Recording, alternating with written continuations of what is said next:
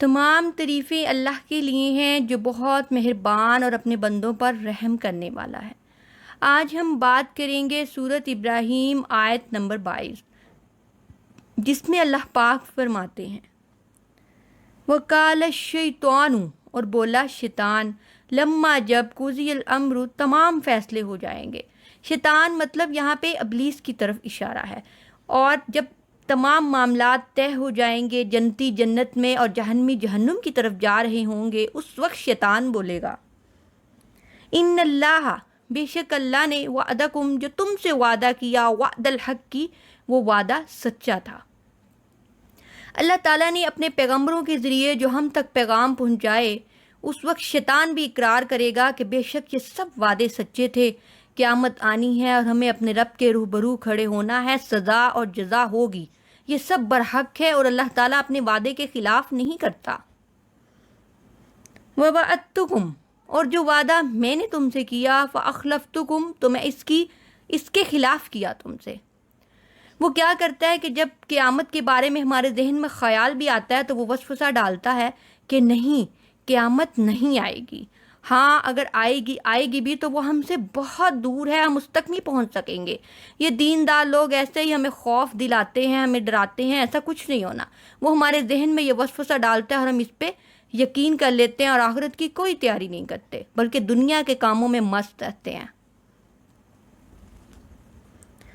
وما کانا، اور نہ تھا، لیا میرا، علیکم تم پر، من سلطان، کوئی زور۔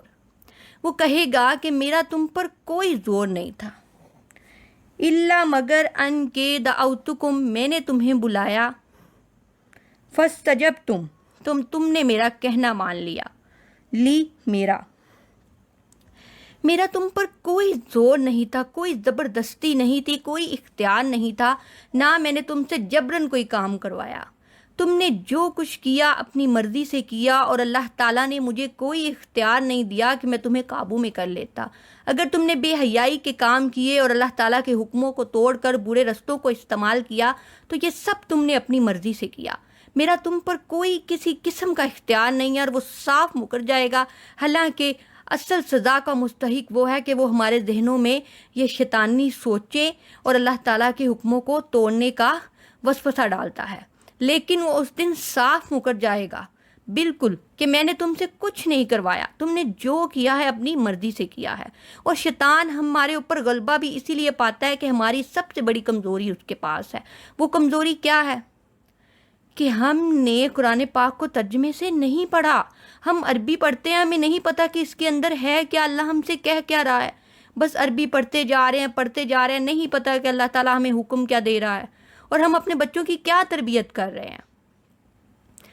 کیا ہم اپنے بچوں کو قرآن پاک ترجمے سے پڑھاتے ہیں؟ نہیں، ہم ان کو بتاتے ہیں کہ تمہارا ایک ٹیسٹ ہونے والا ہے جس میں تم نے کامیاب ہونا ہے، اور اگر تم ناکام ہو گئے تو جہنم کی آگ میں جلو گے، وہ آگ جو دنیا کی آگ سے 70 گنا تیز ہے۔ کیا اس بات کا خیال آیا ہمیں؟ کیا کبھی ہم نے اپنے بچوں کے ذہن میں یہ خیال ڈالا؟ بس دنیا کی تعلیم کے پیچھے ان کو اتنا تھکا دیتے ہیں کہ انہیں بالکل یاد تک نہیں دلاتے کہ تمہاری موت کے بعد بھی کوئی زندگی ہے۔ تو اسی لیے شیطان ہمارے اوپر غلبہ پاتا ہے، ہماری سوچوں کو بدلتا ہے۔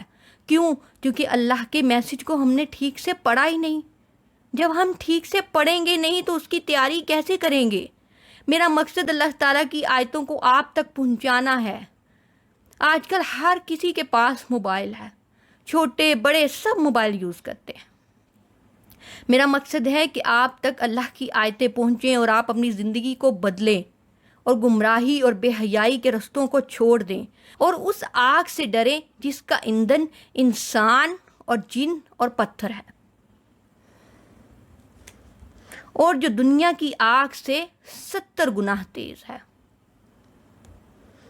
تو شیطان کہہ رہا ہے کہ میں نے تمہیں بلایا اور تم نے میرا کہنا مان لیا۔ فلا تلومونی، تو لہٰذا مجھ پر الزام مت لگاؤ، ولوموا، اور الزام لگاؤ انفسکم، اپنے اوپر۔ آج میرے اوپر کوئی ملامت نہ کرو، بلکہ تم اپنے اوپر ہی الزام لگاؤ، میرا تم پر کوئی اختیار نہیں تھا، اور اگر تم نے گناہ کیا تو وہ اپنی مرضی سے کیا، میری مرضی سے نہیں کیا۔ نہ میں نے تم سے کہا، نہ میں نے تمہیں کوئی ایسی دلیل دی کہ جس کی بنیاد پہ تم نے یقین کر کے گناہ کیا۔ وہ صاف اس بات سے مکر جائے گا۔ ماں نہیں انا میں بمصرخکم، فریاد رسی کر سکتا تمہاری، وما اور نہ انتم تم بمصرخی، فریاد رسی کر سکتے میری۔ آج نہ تو میں تمہاری مدد کر سکتا ہوں اور نہ تم میری مدد کر سکتے ہو، نہ میں تمہیں جہنم کی آگ سے بچا سکتا ہوں اور نہ تم مجھے جہنم کی آگ سے بچا سکتے ہو۔ ہم دونوں آج ایک دوسرے کے لیے کچھ نہیں کر سکتے، ہم دونوں مجرم ہیں۔ انی بے شک کفرتو، میں انکار کرتا ہوں، بما اس کا جو اشرکتمونی تم نے مجھے شریک بنایا، من قبل اس سے قبل۔ شریک مطلب کہ ایک شریک وہ ہوتا ہے جو اللہ کی عبادت جو ہم کرتے ہیں اس کے ساتھ ٹھہرا دینا، برابر ٹھہرا دینا، نہیں، یہ تو ہم بالکل نہیں کرتے۔ لیکن ہم کون سا شرک کرتے ہیں؟ اللہ تعالیٰ نے جو ہمیں حکم دیے، ہم ان حکموں کو توڑ کے اور شیطان کے حکم کو مان لیتے ہیں جو ہمیں شیطان کہتا ہے، تو ہم اللہ تعالیٰ کے حکموں کو پیچھے چھوڑ دیتے ہیں اور شیطان کے حکموں کو برتری دیتے ہیں۔ کیسے؟ کیونکہ ہم اللہ کا حکم نہیں مان رہے، بے حیائی کا رستہ اختیار کیا ہے، برے کاموں میں زندگی گزاری ہے۔ یہ سب ہمیں کون کہتا ہے؟ شیطان۔ اور اللہ تعالیٰ تو ہمیں اچھے راستے کی دعوت دیتا ہے۔ جب ہم اللہ تعالیٰ کی باتیں نہیں مانتے، شیطان کا حکم مانتے ہیں، تو اس لحاظ سے ہم اللہ تعالیٰ کے حکموں کے ساتھ شیطان کو شریک ٹھہراتے ہیں، شیطان کے حکموں کو مان کے اس کا شریک ٹھہراتے ہیں۔ تو شیطان یہاں پہ کہہ رہا ہے کہ میں تو اس بات سے بھی انکار کرتا ہوں کہ تم مجھے اپنے رب کے ساتھ شریک ٹھہراتے تھے اس سے پہلے۔ ان الظالمین، بے شک ظالموں کے لیے، لاہم ان کے لیے، عذاب علیم، درد دینے والا عذاب ہے۔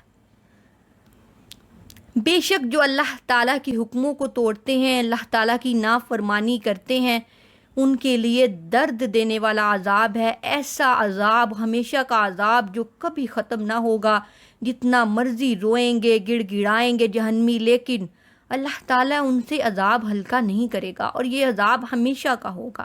تو اس عذاب سے بچ جاؤ۔ دنیا کی زندگی بس چند دن کی ہے، ادھر مشکلیں برداشت کر لو، آزمائشیں برداشت کر لو، لیکن آگے ہمیشہ کے لیے آسانی ہے، اور زندگی تو تھکا دینے والی چیز ہے۔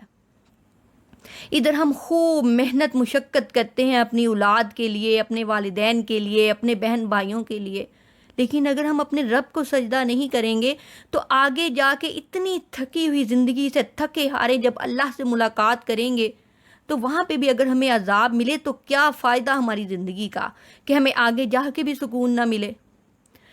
تو اس لیے اتنی مشقتیں اٹھانے کے ساتھ ساتھ اپنے رب کے فرما بردار بن جاؤ، اپنے رب کو سجدہ کرو، کیونکہ تمہیں ایک دن اس سے ملنا ہے۔ میرا ان آیتوں کو آپ تک پہنچانے کا صرف ایک ہی مقصد ہے کہ اللہ کا پیغام، اللہ کا میسج آپ تک پہنچ جائے اور آپ اس آگ سے بچ جاؤ جو دنیا کی آگ سے 70 گنا تیز ہے۔ اگر اس آیت پڑھنے میں مجھ سے کوئی غلطی ہوئی ہو تو اللہ تعالیٰ ہم سب کو معاف فرمائے اور میری باتوں کو آپ کے دل میں اتارے اور آپ کو بھی ہدایت کا رستہ نصیب ہو۔